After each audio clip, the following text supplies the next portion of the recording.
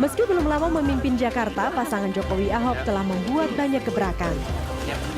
Kampung Deret, Kartu Jakarta Sehat, Kartu Jakarta Pintar, dan Rumah Susun Sederhana adalah sederet program yang digagas dua pemimpin DKI ini. Menjalani masa cuti kampanye Pilpres, Jokowi mengakui meninggalkan banyak pekerjaan rumah untuk wakilnya Ahok.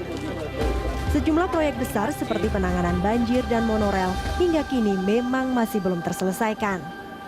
Normalisasi waduk dan sungai untuk menangani banjir masih terkendala pembebasan lahan. Sementara pembangunan monorel kembali mangkrak karena PT Jakarta Monorail terkendala pendanaan. Akankah proyek pembangunan ibu kota terselesaikan di tangan Ahok yang kini bekerja sendiri? Pak Ahok, ini kalau kita bicara soal pekerjaan rumah ini kan sebetulnya visi misi Pak Jokowi dan Ahok itu banyak yang harus dilakukan. Nah, saat ini Pak Jokowi ketika harus ikut dalam proses Pilpres, artinya tanggung jawab ini ada pada Pak Ahok sendirian. Apa yang menjadi prioritas yang harus segera diselesaikan? Ya sama prioritasnya waktu Pak Jokowi ada. Pelayanan terpadu satu pintu harus dibereskan. Sehingga nanti semua orang Jakarta mau urus apapun, jangan pusing lagi sendiri. Biarkan petugas pelayanan terpadu satu pintu yang pusing. Kita tempatkan di semua kantor lurah dan camat. Jadi biar mereka yang pusing. Nah ini kita mau uji coba Juni ini. Juni ini? Ya. Dan proses itu memang sudah tinggal jalan saja? Atau? Ya tinggal kita pasti ada terjadi pertentangan-pertentangan. Ini kan ada rezeki orang dipotong segala macam.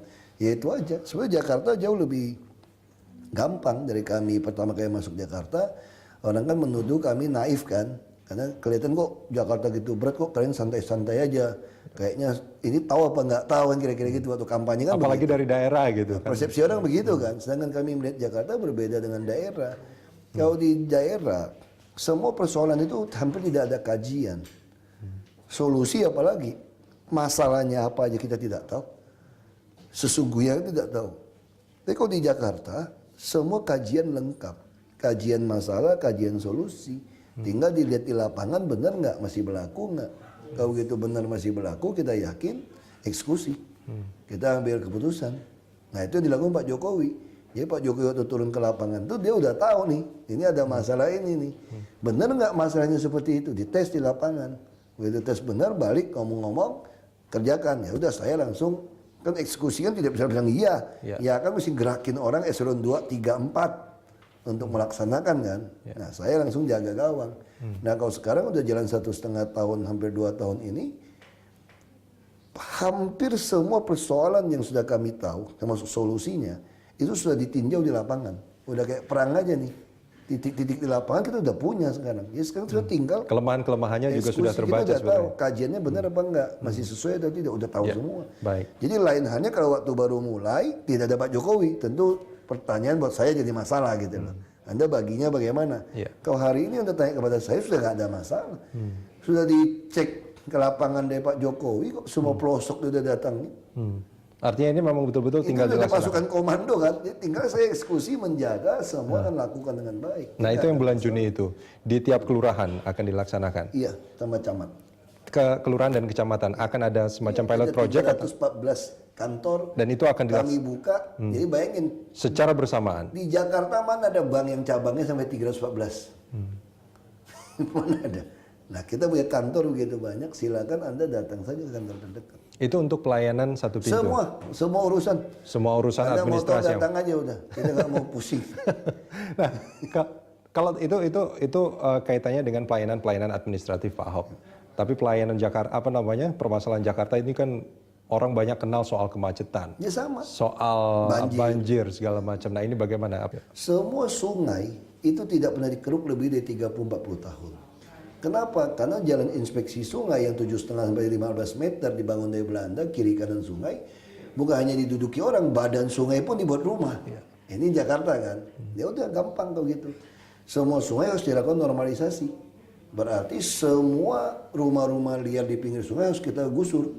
Menggusur ini secara manusiawi dengan rumah susun untuk mereka pindah. Nah waktu digusur itu langsung kita buatkan jalan inspeksi. Nah sehingga sungai bisa dinormalisasi sekaligus kita menambah ruas rasio jalan. Jalan yang menjadi jalan tikus istilahnya.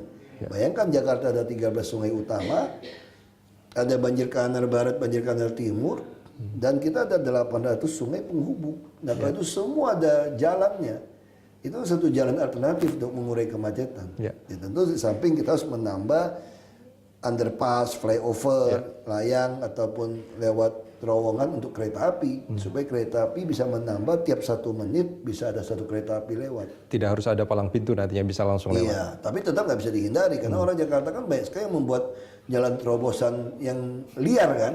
Nah, ke depan 2017 kami selalu lakukan ini yang bawah akan jadi tempat logistik untuk barang kereta api. Jadi kereta api akan mainnya di layang semua. Kendala yang dihadapi Pak selama ini prosesnya itu bagaimana? Kendala dihadapi tentu banyak. Terutama misalnya dari ada peraturan pemerintah yang mengatur tanah girik garapan harus diganti rugi. Pada pengertian girik garapan kan kalau kamu menggarap tanah itu, ini tanah girik garapan sudah dibelikan jadi rumah. Harusnya dipenjara orang ini gitu loh. Menjual tanah garapan Anda kan. Tapi malah kita disuruh PP mengganti 80% dari NJOP, ini kan konyol gitu loh. Terus kita juga punya masalah orang jual dagang, melanggar perda. Misalnya jual PKL 100.000 denda minimum sampai 20 juta. Tapi tipiring, tindakan pidana ringan. Udah tangkap, panggil hakim datang, hakim cuma putusin 100.000. Yang mana ada kapoknya. Orang dia bayar preman yang bisa 100.000 sehari. Nah ini mesti carikan akal. Terus juga banyak sekali tanda kutip oknum-oknum LSM bahkan Komnas HAM yang menganggap menggusur orang di pinggir sungai itu melanggar HAM. Itu masalahnya, macam hamburger saya bilang. Kasih Anda tinggal di rumah lebih baik kok melanggar HAM. Ini kan konyol gitu. Nah pengertian itu banyak orang, Jakarta itu terlalu banyak orang pinter keblinger gitu. Artinya kita harus hadapi. Harus pura-pura gila. Sini Anda jangan terlalu waras. Kalau terlalu waras nggak selesai masalah. Selama Pak Jokowi nanti nonaktif sebagai gubernur, apa langkah yang akan Pak? Lebih bagus, lebih kenceng. Dulu ada yang ngerem saya. Akan lebih gila lagi. Sekarang nggak ada yang ngerem. Kalau dulu kan ada yang nahan-nahan, jangan. Ini sabar, gitu kan. Sekarang aku sikat aja. Aku nggak peduli. Paling kamu nggak pilih saya lagi 2017. Pusing amat. Tapi semua inspeksi jalan saya beresin. Semua sungai saya beresin. Paling siap kita hitung-hitungan aja. Yang senang 50% plus 1 atau yang benci 50% plus 1. Kalau senang 50% plus 1 ya kami terpilih lagi 2017. Kalau Pak Jokowi kembali, ya dia akan perbaiki loh, nanti lebih baik. Kalau beliau tidak kembali, saya akan teruskan sampai 2017. Nah kalau ada partai mencalonkan saya, kalau yang lebih senang banyak saya terpilih lagi. Kalau tidak ya sudah cari kerja tempat lain. Sederhana. Oke Pak, kita akan sambungin di segmen berikut.